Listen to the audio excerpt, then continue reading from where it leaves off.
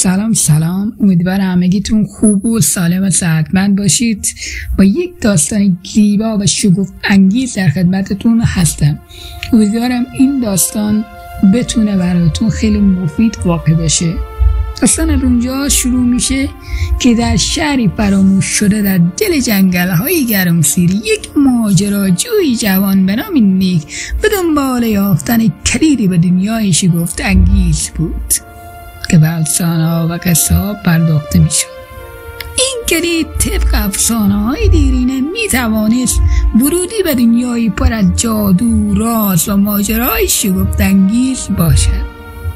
نیک با شور و هیجان هر روز به دنبال نشانه‌هایی از این کلید افسانه‌ای میگشت و از روستای کوچک آغاز کرد و به طول و عرض جهان سفر کرد، از کوهستان‌ها و جنگل‌ها تا دشت‌ها و دریاچه‌ها.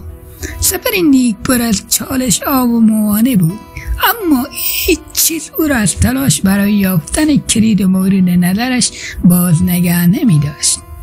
او با دیدن مردمان و فرهنگ‌های مختلف جهان آشنا شد و از تجربیات جدید بهره برد. با گذر زمان نیک به شهری پر از اسرار و رازها رسید. این شهر به نظر می رسید که پر از معماهای بی‌پایان است و هر گوشه و کنارش را باید کاوید. او با دیدن یک کتاب قدیمی و بیرامونش که افسانه‌ها و اسطوره‌های دنیای شگفت‌انگیز را شامل می‌شد، امیدوار شد که اینجا ممکن است کلیدی به دنیای شگفت‌انگیز را پیدا کند.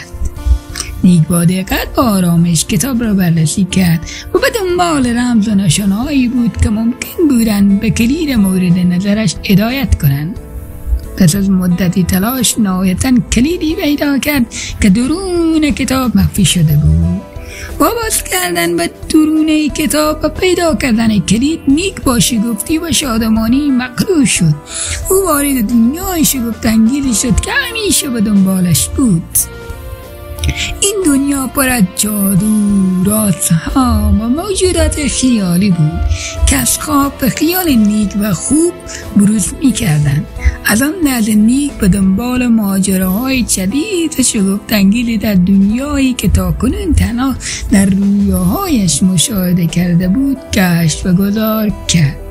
او با دیدن زیبایی‌ها و احساس لذت و شادی از این دنیای جدید از تجربیاتش لذت می‌برد و به اشتیاق به دنبال ماجراهای جدید ادامه می‌دهد.